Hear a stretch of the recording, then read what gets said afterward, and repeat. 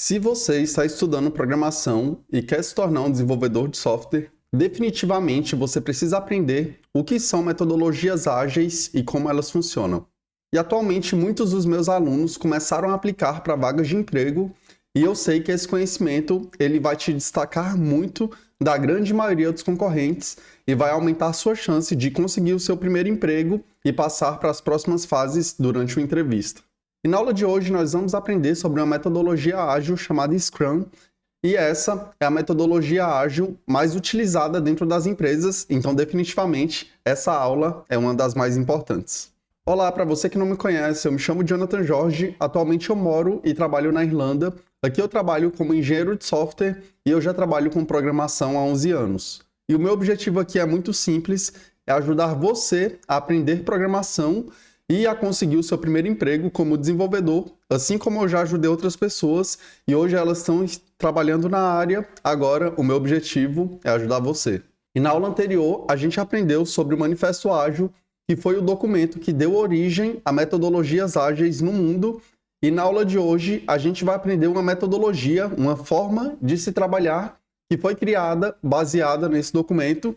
Então primeiro veio o documento e a partir do Manifesto Ágil, novas formas de trabalhar, elas vieram com base no que foi escrito lá, e o Scrum é uma dessas formas e é a forma mais utilizada no mundo. E essa aula vai ser muito importante porque você vai entender o dia a dia de uma equipe de desenvolvimento e você também vai entender todas as fases do processo Scrum, então você vai dominar de ponta a ponta e eu tenho certeza que isso vai te ajudar muito durante uma entrevista de emprego. E agora, bora para a aula, e a primeira pergunta, o que é o Scrum? A metodologia Scrum é uma excelente alternativa para realizar projetos complexos na empresa. Baseada nos princípios dos métodos ágeis, ela tem como objetivo reduzir o tempo de entrega de produtos e se adaptar a mudanças com maior facilidade durante as etapas produtivas. Resumindo, é uma metodologia que foi baseada nos princípios e valores dos métodos ágeis, que foi lá do Manifesto Ágil, e o objetivo dela é entregar produtos com maior velocidade e com maior valor. Então, o Scrum é uma metodologia que foi criada com base nos valores e nos princípios das metodologias ágeis. No Scrum nós temos uma espécie de receita de bolo e coisas que o time deve fazer. Então tem vários processos, por isso que a metodologia é um método de se trabalhar. E no Scrum a gente tem várias coisas que a gente deve fazer e ter o momento certo para fazer essas coisas. Então aqui, como funciona o Scrum? O Scrum é um processo iterativo e incremental, onde o fluxo de trabalho é feito em camadas ou etapas. A cada novo ciclo, uma nova camada é iniciada, construindo um pedacinho do todo, e esse todo é do projeto em si. Essas camadas dentro do Scrum são conhecidas como sprint, porém a gente vai aprender mais ao longo desse vídeo. Então a única coisa que você precisa entender como o Scrum funciona é que ele é separado em camadas ou em ciclos. Então vamos supor que em um mês a gente vai trabalhar em algumas coisas, no outro mês a gente vai trabalhar em outras coisas, porém você vai entender melhor ao longo desse vídeo. Então aqui a gente vai para a parte mais teórica do Scrum, que são os 3 pilares do Scrum, ou seja, as 3 coisas em que todo o método foi baseado. O primeiro pilar é a transparência e diz que todas as informações para a construção do produto devem estar disponíveis para toda a equipe. E isso é muito legal porque todo mundo vai estar no mesmo barco a partir do momento que todo mundo tem todo o conhecimento do projeto, ao invés de deixar somente para 1 ou 2 pessoas da equipe. Outro pilar do Scrum é a inspeção, inspeções frequentes no produto em si e no processo de trabalho. E diz que a gente deve ficar revisando o tempo inteiro se o produto ainda faz sentido para ser desenvolvido ou se a gente está desenvolvendo ele no caminho certo e também se a equipe ela está dando o melhor dela e ela está performando como deveria performar. Então a gente tem que estar sempre inspecionando a nossa equipe em si e o nosso projeto. E o terceiro pilar é adaptação e diz que alinhamento de plano de ação para resolver oportunidades ou necessidades. E o terceiro pilar é a adaptação e diz que alinhamento de plano de ação para resolver oportunidades ou necessidades, que a gente sempre deve estar pronto para se adaptar caso surja alguma nova necessidade, algum novo problema ou alguma nova oportunidade. E resumindo, aplicar os 3 pilares significa melhor comunicação e alinhamento entre as pessoas, e para isso acontecer, é necessário criar momentos para poder falar e ser ouvido com realismo, educação e cooperação da equipe. E o Scrum diz que para você conseguir seguir esses 3 pilares, é necessário criar momentos para poder falar e ser ouvido, e você vai aprender quais são esses momentos nesse vídeo. Então, o que a gente está vendo agora é mais a teoria, porém, à medida que você for entendendo mais essa teoria, nesse vídeo, a gente vai ver a aplicação prática no dia a dia, utilizando o Scrum. E agora que você já entendeu quais são os pilares que o Scrum é baseado, a gente vai falar sobre os principais papéis na equipe Scrum. Existem 3 papéis diferentes e cada um dentro de um time Scrum tem uma responsabilidade específica. E a gente vai falar do primeiro papel, que é o Product Owner, ou PO. Inclusive, essa é uma vaga que tem muito no mercado, tem muita vaga de Product Owner, porque, como eu falei, o Scrum ele é a metodologia mais utilizada no mundo, então significa que tem muita empresa precisando de Product Owner. E qual é o papel de um Product Owner dentro de uma equipe Scrum? O Product Owner é orientado ao negócio e ele direciona o rumo do produto. O PO, que é Product Owner, deve compreender muito bem o mercado que está inserido e também as necessidades e prioridades da empresa, clientes e usuários do produto. Outra característica do PO é saber se comunicar muito bem com os clientes e todos os envolvidos na construção do produto. E basicamente o papel do PO na equipe Scrum é ser a ponte entre o cliente e a equipe de desenvolvimento, que são os desenvolvedores, testers, etc. Então, o PO é basicamente a pessoa que vai falar com o cliente. O cliente pega e fala assim, não, a gente está tendo muita dificuldade em conseguir gerar o pagamento dos funcionários. Então, o PO, ele vai conversar com o cliente, ele vai ver quais são as melhores formas de solucionar esse problema e ele vai trazer para o time de desenvolvimento, que é quem vai criar aquele recurso. E por isso que o PO, ele tem que ser um profissional com muita boa comunicação, porque é ele que vai ficar sempre em contato direto, conversando com um monte de pessoas, conversando com o cliente, conversando com a empresa e tentando entender qual vai ser o melhor caminho para seguir para todas as pessoas, para todos os stakeholders, que a gente aprendeu na aula anterior o que é um stakeholder. Perfeito, essa é a função do Product Owner, conversar com o cliente e entender o que ele precisa e a partir daí criar uma estratégia para entregar o que ele precisa. Outro papel que a gente tem no time Scrum é o Scrum Master. E a missão do Scrum Master é ajudar o time todo a adotar os valores e práticas do Scrum, sempre da melhor maneira possível. O Scrum Master é o guardião do processo Scrum, sempre buscando orientar o time para sempre ter uma performance melhor. Então, o Scrum Master é como se fosse o responsável por verificar se o processo Scrum ele está sendo aplicado dentro da equipe e garantir que ele esteja seguindo todas as etapas, que esteja funcionando da melhor maneira. E eu confesso para você que não são todas as equipes que têm um Scrum Master. Até hoje, em todas as empresas que eu trabalhei, nenhuma das equipes tinha um Scrum Master, porque com o tempo isso foi evoluindo e hoje é meio que responsabilidade de toda a equipe verificar se o Scrum está funcionando, ou muitas vezes quem faz isso é o próprio gerente da equipe. Então, o Scrum Master, ele é um papel que existe, mas não necessariamente ele é um papel que é designado para uma pessoa em específico. Pode ser, tem equipes que têm um Scrum Master, mas muitas vezes o próprio time já faz essa função de verificar que tudo está funcionando como deveria. E o terceiro e último papel, que é o que é mais interessante para a gente, é o time de desenvolvimento, e ele pode ser formado por vários cargos e funções. O time de desenvolvimento são as pessoas que realizam as atividades de construção do produto. E aqui eu coloquei alguns exemplos de cargos do time do desenvolvimento. Pode ser UX, UI designers, desenvolvedores, testers ou qualquer outra função. Então o time de desenvolvimento é quem vai trabalhar na construção do produto em si.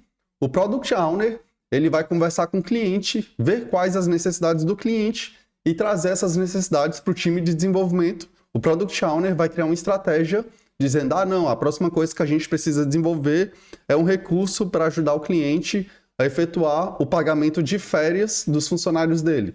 Então, ele trouxe essa necessidade, o requisito, E a gente, que faz parte do time de desenvolvimento, a gente vai criar os códigos para atender esse requisito que o Product Owner trouxe. Então tá aí os 3 papéis: Product Owner, Scrum Master e time de desenvolvimento. E aqui eu trouxe para vocês as principais características de um time Scrum. A primeira característica é que o time deve ser autônomo. E o que isso quer dizer? Que nós temos autonomia para inspecionar e validar o nosso processo de trabalho, sempre buscando melhorar. Então não precisa vir ninguém de fora de outra equipe ou seu chefe e falar: isso daqui não está funcionando, vocês precisam melhorar. Ah não, está muito lento.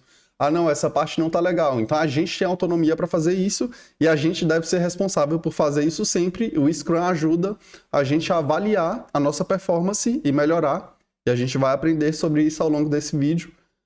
A segunda característica é ser multifuncional e diz que os membros possuem habilidades complementares, onde as habilidades necessárias para construir o produto devem estar presentes em um ou mais membros da equipe. Isso quer dizer que, vamos supor que a gente trabalha numa equipe Scrum que tem 3 desenvolvedores, porém os 3 desenvolvedores somente trabalham com back-end, eles não conseguem fazer interface. Esse time Scrum ele não daria muito certo. Sempre que surgisse a necessidade de criar alguma coisa, que fosse uma tela, um cadastro, um formulário para o cliente, o time não seria capaz de desenvolver aquilo. Por isso, um time Scrum deve ser multifuncional. As habilidades do time devem se complementar. Então, o time ideal seria que tivesse um desenvolvedor full stack, por exemplo, ou um desenvolvedor back-end, um desenvolvedor front-end, outro desenvolvedor front-end, porém que tivesse mais conhecimento sobre teste. Então, os times eles têm que ser multifuncional. Caso contrário, a equipe sempre vai ficar dependendo de outra equipe. E isso não acontece no Scrum ou não deve acontecer dessa forma. Outra característica é que um time Scrum deve ser auto-organizado. O time tem autonomia para escolher as práticas, ferramentas e formas de trabalhar de acordo com o que eles julguem válido. Então, vamos supor que toda empresa utilize uma ferramenta em específico, porém, essa ferramenta não funciona no nosso time, ou teria outra ferramenta que atenderia melhor. Então, a gente tem permissão de escolher qual a ferramenta que vai atender melhor às nossas necessidades do nosso time, que isso também faz parte da característica de ser autônomo. Então, a gente tem esse poder de decisão. E outra característica é que times Scrums, eles devem ser pequenos. Então, os times são pequenos, de 3 a 9 pessoas, facilitando a comunicação e melhorando o foco. E sim, é muito mais simples comunicar num time que você tem 5, 6 pessoas do que um time que você teria 30 pessoas. Seria praticamente impossível saber tudo que todo mundo está fazendo. Porém, quando um time é pequeno, todo o time tem conhecimento sobre tudo que está acontecendo naquele espaço, porque são poucas pessoas, então fica mais simples. E agora a gente vai entender mais sobre o Scrum, como ele é aplicado no dia a dia, na prática. Então a gente vai começar falando como ele realmente funciona no dia a dia. O Scrum é um processo iterativo e incremental, onde o fluxo de trabalho é feito em etapas/camadas. A cada novo ciclo, uma camada é iniciada, construindo um pedacinho do todo, que foi a definição que a gente tinha visto antes. Porém, tem um conceito-chave que entra aqui, que esses ciclos são chamados de sprint e tem duração de 2 a 4 semanas de trabalho. Então, a gente falou que ele é um processo iterativo e incremental, onde o fluxo de trabalho é feito em camadas, e essas camadas elas são chamadas de sprint, e cada sprint dura de 2 a 4 semanas. Então, a primeira coisa que você tem que lembrar é que esses ciclos de trabalho, eles são chamados de sprint e tem duração de 2 a 4 semanas. E agora a gente vai ver sobre os eventos dentro do Scrum. Lembra que quando a gente estava vendo os pilares do Scrum, falou que a gente tem que ter momentos para conseguir se comunicar e ser ouvido. E é por isso que o Scrum ele tem eventos que, em cada um desses eventos, a gente vai ter uma missão ou um objetivo em específico. Então, o Scrum possui 4 eventos, também chamados de cerimônias. Então, você pode chamar de cerimônia ou evento. No Scrum, os eventos têm periodicidade e tempo de duração pré-estabelecidos, que basicamente diz que um evento ele vai ocorrer de tempos em tempos e que ele tem uma duração específica. Não é, hoje o nosso evento durou 3 horas. Daqui uma semana vai durar 5 horas. Não, tem um tempo limite para cada evento. E uma coisa que você precisa se lembrar é que a sprint ela possui duração definida, que é de 2 a 4 semanas. Pode ser 2 semanas, 3 semanas, 4 semanas, mas isso é algo pré-definido. e todos os eventos eles ocorrem dentro da duração da sprint. Então vamos supor que hoje é segunda-feira e a nossa sprint começou hoje. Esses 4 eventos eles devem ocorrer antes que a sprint acabe. Então se for um sprint de 2 semanas, eles têm que ocorrer dentro do intervalo de 2 semanas. E o primeiro evento ele se chama Sprint Planning. E o objetivo desse evento é definir o que pode ser entregue na sprint e como o trabalho será feito. O time ele colabora e discute o trabalho de alta prioridade desejado para a sprint. Então, lá no começo da sprint, o time ele vai fazer uma reunião e vai falar, olha, a nossa sprint tem a duração de 2 semanas, isso é sempre a mesma duração, estou falando só para você entender. A nossa sprint dura 2 semanas e o que a gente vai entregar dentro dessas 2 semanas vai ser o recurso A, B, C e D. Então é no Sprint Planning que a equipe discute e decide quais são os próximos recursos que eles vão entregar ao longo daquela sprint. Então esse é o primeiro evento, que é definir, a gente vai trabalhar no que durante essa sprint. O segundo evento, que ele é muito comum e que ele ocorre todos os dias, é a Daily Scrum, que é uma reunião diária do time todo. Geralmente ela dura 15 minutos e o objetivo é inspecionar o progresso da sprint. Então o time descreve um para os outros como está indo o seu próprio trabalho, no que estão trabalhando e também se estão tendo alguma dificuldade. Então essa é uma reunião que a gente tem todos os dias, geralmente ou é na parte da manhã ou é na parte da tarde. E lá você vai falar o que você fez no dia anterior, se você está tendo alguma dificuldade ou se você está precisando de alguma ajuda ou o que você vai fazer ao longo do seu dia. Porque isso é muito bom, porque todo mundo consegue saber se as pessoas estão conseguindo evoluir nas tarefas que elas pegaram e que não terão nenhum trabalho e que não terão nenhum problema ao longo daquela sprint. Então, a Sprint Planning acontece no começo da sprint e a Daily Scrum acontece todos os dias. E agora a gente vai ver outro evento que é chamado de Review. E o Review ocorre no último dia da sprint e tem um foco no produto em construção. O objetivo é inspecionar todas as tarefas que foram entregues durante a sprint. Então, o objetivo da review é pegar o que a gente definiu que iria entregar lá na Sprint Planning, ver o que foi entregue e ver como essas coisas estão se saindo, se está tudo funcionando, se teve algo que não pôde ser entregue e por que não pôde ser entregue. Então, é mais revisar todo o trabalho que teve durante aquela sprint. E o último evento se chama retrospectiva. E esse evento ele ocorre no final da sprint. E o objetivo dele é o time parar e refletir sobre tudo o que aconteceu de bom durante aquela sprint, todas as coisas boas que eles fizeram, que evoluíram, coisas que não funcionaram muito bem e que eles têm que mudar a abordagem. Então, basicamente, é um dia que você para e olha, cara, tipo, essa sprint eu não fui bem por causa disso, por conta disso, ou não necessariamente precisa ser ao nível de pessoa, pode ser a nível de processo. Então, vamos supor, eu estava trabalhando numa tarefa, porém, eu fiz uma pergunta para uma pessoa X de outro time e essa pessoa levou 2 semanas para responder. Isso é algo que está fora do seu controle, mas como a gente pode fazer para melhorar esse fluxo? Então, toda essa análise de performance, de coisas que a gente precisa melhorar, a gente faz na retrospectiva. Então, resumindo, na Sprint Planning acontece no começo da sprint e a gente define tudo que vai ser entregue até o final da sprint. Uma sprint ela pode durar de 2 a 4 semanas. Todos os dias ocorre um evento chamado Daily Scrum, que é para você dizer no que você está trabalhando e se você está tendo alguma dificuldade. E nós também temos outro evento que ele é muito importante, ele se chama Review, que ele acontece no final, que ele acontece no último dia da sprint, que é para a gente revisar tudo que a gente falou que ia entregar lá na Sprint Planning e tudo que a gente conseguiu entregar. E se tudo está funcionando perfeitamente. E o último evento é a retrospectiva, que a gente verifica, a gente pega e reflete sobre a nossa performance e coisas que a gente tem que melhorar para a próxima sprint. E agora a gente vai aprender sobre os artefatos no Scrum. E eu sei que artefato não é uma palavra muito utilizada no nosso vocabulário, parece coisa lá do Egito, antiga. Então eu trouxe aqui a definição de artefatos. Artefatos são como são chamadas as informações cruciais no desenvolvimento ágil de um produto, as peças-chave do framework Scrum. E por que aqui está escrito framework Scrum? E é bem normal você ver, framework Scrum. É porque um framework, até no mundo do desenvolvimento, é um monte de coisas prontas que você pode utilizar. E nesse caso do Scrum, é um monte de processos prontos que a gente tem que implementar. Então, ao invés de você pensar, não, que reunião que eu tenho que ter? O Scrum já fala, você tem que ter um Sprint Planning, uma Daily Scrum, uma Review e uma Retrospective. Então, o Scrum ele já te diz a receita de bolo para tu fazer essas coisas. Então, aqui, a gente vai falar sobre os 3 artefatos principais que o Scrum fornece para a gente, para ajudar o gerenciamento do trabalho do time.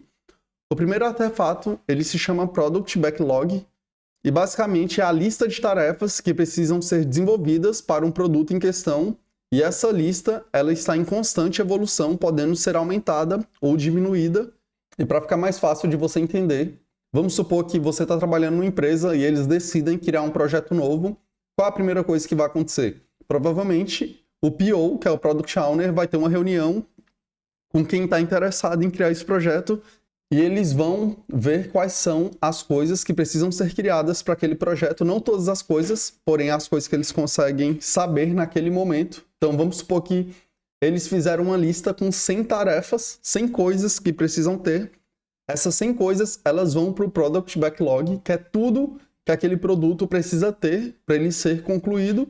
Porém, vamos supor que amanhã eles descobrem uma coisa nova, aí eles podem ir lá e adicionar, ou amanhã eles falam, não, isso daqui a gente não precisa mais. Então eles podem remover. Então o Product Backlog é tudo que o produto precisa ter.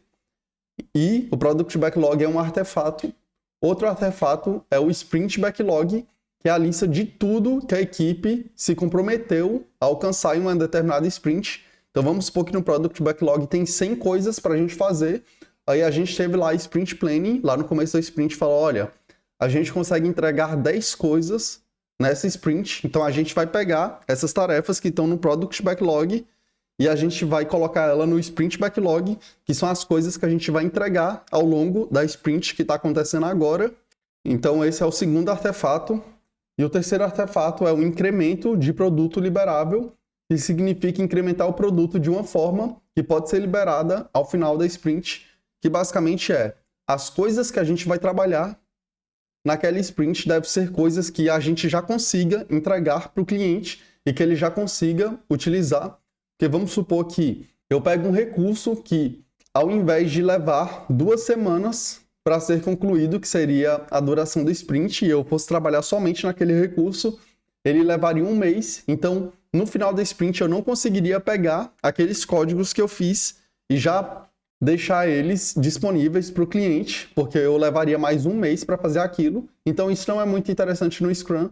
No Scrum, que a gente quer entregar valor para o cliente em todas as etapas, em todos os ciclos, que nesse caso seria em todas as sprints. Então, nosso objetivo é sempre, cara, chegou no final da sprint, a gente entregou para o cliente algo que ele vai começar a utilizar, vai testar, vai dar um feedback para a gente se ele gostou ou não, e vai deixar ele mais feliz, assim como a gente viu lá no MVP. Então aqui a gente sempre segue aquilo lá do MVP, que é sempre entregar algo para o cliente, por mais que ainda não seja exatamente tudo o que ele quer, porém ele já vai conseguir gerar valor com aquilo. Então a gente viu os 3 artefatos. O primeiro é o Product Backlog, que é a lista de coisas que o produto vai ter que ter, e essa lista ela pode ser alterada a qualquer momento. O Sprint Backlog, que são as coisas que a gente vai fazer durante aquela sprint, e aqui não, essa lista não pode ser alterada a qualquer momento. Depois que a gente definiu o que vai ser o Sprint Backlog, o ideal é que a gente não mexa nessa lista. E o terceiro é o incremento de produto liberável, que é sempre entregar no final da sprint algo que o cliente já vai conseguir utilizar e ele vai conseguir gerar valor com aquele recurso que a gente entregou. E já que a gente falou de Product Backlog e Sprint Backlog, agora a gente vai aprender sobre User Story. E o que é User Story? User Stories são descrições simples das funcionalidades do produto, escritas a partir do ponto de vista de quem vai utilizá-lo. User Story deve ser simples e qualquer informação adicional que precise deve ser levantada durante a sprint. E lembra que antes que eu falei que na forma tradicional de desenvolvimento de software, as pessoas iam lá para o cliente, tentavam pegar com os mínimos detalhes tudo que o produto precisaria ter, e somente depois disso começaria o desenvolvimento. No Scrum é diferente. Aqui a gente utiliza User Story para definir quais são as funcionalidades que um produto deve ter e quais são os recursos que a gente vai precisar desenvolver. Porém, essas User Stories, elas devem ser simples E qualquer coisa que seja mais complexa ou avançada, qualquer informação complementar que a gente precise para aquele recurso, isso a gente deve ir atrás durante a sprint. Eu vou te dar um exemplo para ficar mais claro. Aqui diz que a User Story deve responder 3 perguntas, que é como se fosse um modelo de como você deve descrever essas funcionalidades. A primeira pergunta é quem, e deve indicar quem é o usuário que vai utilizar aquela funcionalidade. A segunda pergunta é o que, e descreve o que o interessado, o usuário, quer, precisa ou gostaria de fazer com aquela funcionalidade.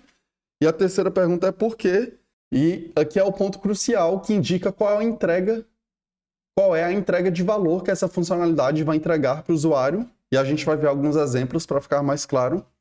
Então, tá aqui o formato de uma User Story, eu trouxe um template.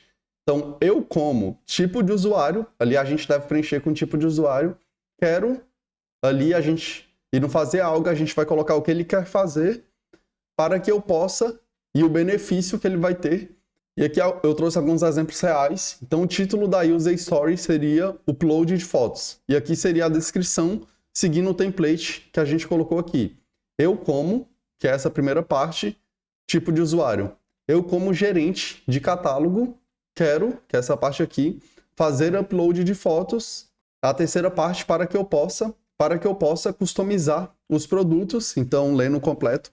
Eu como gerente de catálogo, quero fazer o upload de fotos para que eu possa customizar os produtos. Então, vamos supor que é um sistema que faz vendas de produto online, porém a pessoa não consegue alterar as fotos que ela colocou lá dos produtos. Então, essa seria um User Story. Então, um desenvolvedor, lá no começo da sprint, ele ia pegar, ele ia ver, eu como gerente de catálogo, quero fazer o upload de fotos para que eu possa customizar os produtos. Então, essa descrição é bem simples, porém ela é bem assertiva. Você sabe exatamente o que o usuário quer, o que ele precisa e por que ele precisa. Porém, vamos supor que você falasse, mas quantas fotos ele precisa subir? Então, essa seria uma pergunta que você poderia mandar para ele. Tudo bem, muito legal, mas quantas fotos você quer subir? 5, 10? Ou você quer deixar infinito, sem nenhum limite? Então, essas informações adicionais devem ser levantadas depois. E a User Story, ela deve ser sempre simples e objetiva. Então, aqui eu trouxe outro exemplo. Título da User Story, produtos similares. Descrição. Eu, como comprador frequente, quero visualizar produtos similares ao último visitado para que eu possa ter mais opções de escolha. Esse exemplo aqui, ele se encaixaria a um e-commerce, por exemplo, o site da Amazon, que toda vez que tu vai num produto, você consegue ver produtos similares àquele, porque às vezes o produto que você está vendo, ele não se encaixa ou não dá muito certo para você, muitas vezes porque é muito caro ou porque não é o que você está procurando. Porém, se embaixo daquele produto mostrar produtos similares, que podem ser produtos mais caros, mais baratos, produtos com mais review, que mais pessoas compraram e falaram, não, muito bom, não, é muito ruim, aquilo aumenta a chance de você comprar, por mais que não seja o produto que você está olhando agora. Então, esse daqui é outro exemplo de User Story. Então, no Scrum é assim que a gente define as funcionalidades, como elas devem ser, sempre tentando responder essas 3 perguntas. Eu, como tipo de usuário, quero fazer algo para que eu possa, e o benefício, porém tem uma observação, que é, se a User Story for muito grande em termos de esforço e complexidade de execução, o time de desenvolvimento pode decidir quebrá-la em stories menores, pois assim elas ficarão mais claras e vai melhorar o gerenciamento da tarefa. E isso daqui é basicamente para... Tem recursos, tem funcionalidades que elas serão muito grandes, porém, se a gente não dividir elas em pedaços, em pedaços menores, não conseguiríamos desenvolver aquele recurso durante a sprint e ficaria muito difícil a gente ver se o progresso está funcionando muito bem. Então, quando chegar nessas situações, a gente pode quebrar. Eu tenho alguns exemplos de User Story que precisam ser quebradas. Então, vamos supor que a gente tivesse um User Story que fosse de cadastro de usuários, e essa User Story poderia ser quebrada em outras stories, como, por exemplo, cadastro de pessoa física e cadastro de pessoa jurídica, ao invés de fazer os 2 cadastros de uma vez só. Então, vamos supor que a gente tivesse outra User Story que fosse carrinho de compras, permitir que uma pessoa faça uma compra online. Essa poderia ser quebrada em 4 outras stories ou mais. A primeira poderia ser adicionar um item ao carrinho de compras. A segunda, atualização de dados do carrinho. A terceira, remoção de itens do carrinho. E até escrevi errado. E a quarta poderia ser cálculo de promoções no carrinho. E poderia ter uma quinta, por exemplo, que seria fazer integração com cartão de crédito e cobrar da pessoa. Então isso daqui é só para você entender que algumas user stories, elas são muito longas e nesse caso elas devem ser quebradas, porém isso é algo que é definido pelo time, se aquela story precisa ou não ser quebrada. Então isso é algo que você vai discutir com o seu time durante a Sprint Planning, que é aquela primeira reunião. E aqui eu trouxe uma revisão de todo o processo do Scrum. Então, no início do projeto, user stories são definidas com os recursos que precisarão ser criados naquele projeto, e essas user stories vão para o Product Backlog, e essa lista pode ser alterada no andamento do projeto. Product Backlog é tudo que o projeto precisa ter, e user story é como a gente descreve os recursos que a gente precisa criar para aquele projeto. No início de cada sprint, temos um evento chamado Sprint Planning, onde o time define quais são as tarefas que irão ser trabalhadas na sprint. As sprints têm duração de 2 a 4 semanas e as tarefas que forem selecionadas, irão ser retiradas do Product Backlog e serão adicionadas na Sprint Backlog.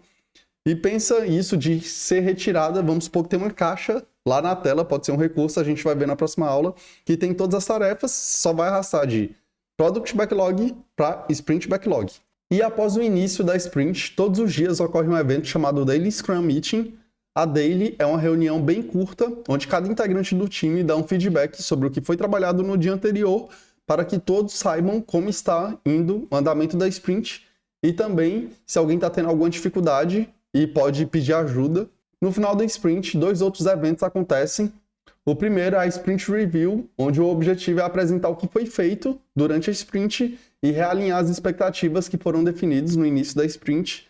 E o segundo evento é a retrospectiva, e aqui é um momento de reflexão do time, onde nós analisamos onde acertamos, onde erramos, o que pode ser melhorado e o que foi bem feito e devemos continuar fazendo. Então a gente fala, isso daqui não foi legal a gente fazer isso, bora parar. Ou isso daqui foi legal, vamos continuar. Basicamente é parar, olhar para o que foi feito durante aquela sprint e analisar. E no final, assim, aquela sprint se encerra e tudo é reiniciado novamente. Então, depois dessas 2 reuniões, o que acontece? Outra sprint começa e a gente reinicia o fluxo. Vai ter Sprint Planning de novo, depois vai ter Daily Scrum, vai esperar 2 semanas, vai ter de novo um Sprint Review, uma retrospectiva. Aqui eu estou mostrando todo o ciclo do processo Scrum. E essa é uma aula muito legal, porque uma vez que você aprender, esse processo não é um processo muito complexo, você já viu. A única coisa que você precisa lembrar é, beleza, tem um Product Backlog, tem Sprint Planning, tem o Sprint Backlog, todo dia tem uma Daily. No final tem uma Review e uma retrospectiva. Beleza, User Stories são assim, é assim que a gente define. Uma vez que você sabe esse processo, você consegue conversar com qualquer pessoa sobre isso e você pode ter certeza que durante uma entrevista isso vai agregar muito e também no seu currículo isso vai gerar muito valor, porque uma vez que você já tem mais experiência, é obrigatório que você saiba isso, então eu sou obrigado a saber, não tenho opção de não saber. Porém, quando você é júnior e está começando a aplicar para as vagas, uma vez que a empresa vê isso e fala, caraca, nunca trabalhou e já sabe como é que funciona o Scrum, você pode ter certeza que isso vai te destacar muito. Espero que você tenha curtido. Espero que você tenha gostado desse vídeo. Não se esqueça de curtir, de se inscrever no canal, de deixar aí nos comentários qual foi a parte mais interessante e compartilhar esse vídeo. E qualquer dúvida que tenha ficado durante o vídeo, só deixar aí nos comentários. Fiquem com Deus, até a próxima e bye bye.